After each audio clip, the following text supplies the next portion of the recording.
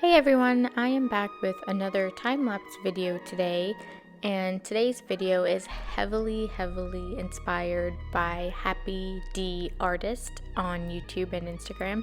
She is an amazing artist. If you guys don't know her, definitely check her out. I will link her social medias and her YouTube channel in the description. Her work is absolutely beautiful, and what I did for this video is I followed one of her speed paints. So she is primarily an oil painter, and most of her channel is dedicated to time lapses and videos of paintings that are done with oil paints. But for this particular video, she posted a video doing a speed paint on a digital surface. I believe she said she used a Microsoft Surface laptop that had a stylus and a touch screen and things like that. She said it was one of her old laptops, I believe, that she used.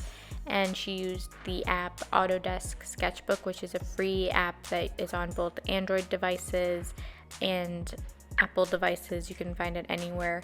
And I followed along with her because her paintings, like I said, are oil paintings, which are usually very detailed and just very stunning pieces. And I wanted to see if she was able to capture that same beauty that she usually has in her oil paintings, if she was able to translate that into her digital work as well. And she definitely delivered, because her digital painting at the end looked so much like her oil paintings.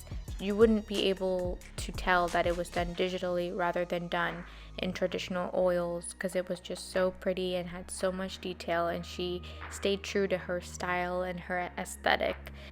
And it was really inspiring to see that she was able to stay true to her fine arts roots even when painting something on a digital surface, because I feel like a lot of times when I look at digital work, most of the work I see is very illustrative and very almost cartoon-esque, and it's really hard to have that fine art quality in those pieces. But after seeing her work and how she transitioned and how she brought her fine arts knowledge and her fine arts techniques into the digital art, it really helped me see that you can pretty much do anything as long as you have your own style, your own way of doing things. You can translate your work and your techniques into any medium you desire.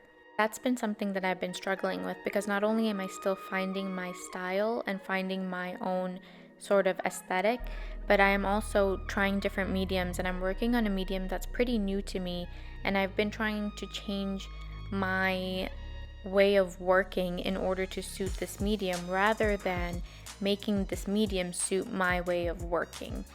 And I think that's where I've been kind of falling off. So it was really nice to see that she was able to keep her work pretty consistent, even though she was using a different medium that was completely different from her usual medium. And much like her, my roots are actually also in fine arts.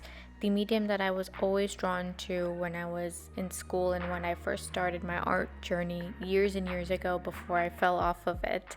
The medium I was really into was acrylic painting, and acrylic painting was my favorite thing to do.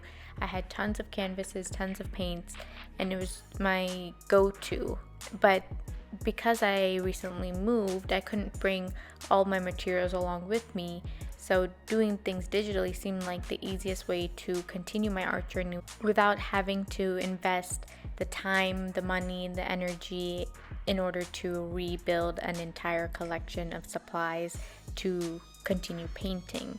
So with this particular piece, like I said, I followed her speed paint kind of step by step. I paused it in between to see what she was doing, and I used some of my own techniques, I used some of her techniques, and one of the main things I did that was mainly her technique was starting off with a grayscale base. So putting in most of your values. You don't have to put in like the darkest darks or the lightest lights right away, but at least putting in just some base values so you know where your lights are, where your shadows are ahead of time before adding details and colors and that stuff. And also the other thing that really pushed me during this particular piece was that I did the entire thing on Procreate. Typically I usually do a sketch in my sketchbook and then take a picture of it and then kind of color over it on Procreate digitally, but this time I was following her along and she also did the entire sketch drawing on the digital app, so that's what I did.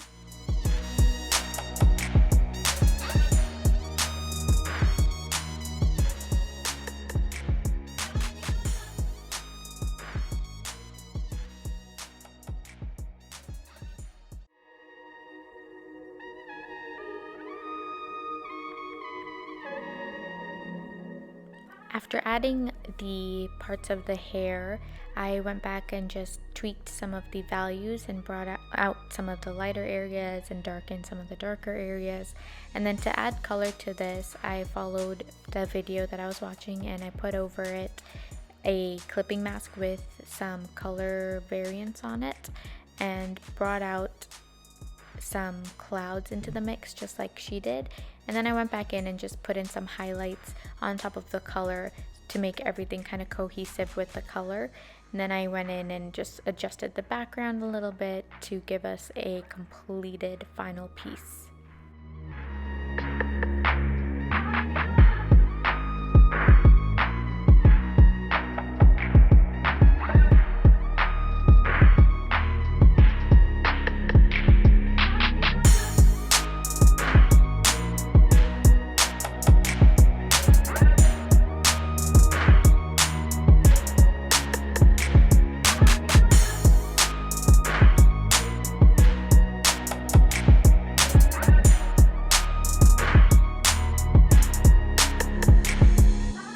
So here is the final piece. I think it turned out pretty nice. It looks a lot different from hers, which gives me an original twist, and I think it turned out pretty different from anything I've ever done, and I love it. I hope you guys do too.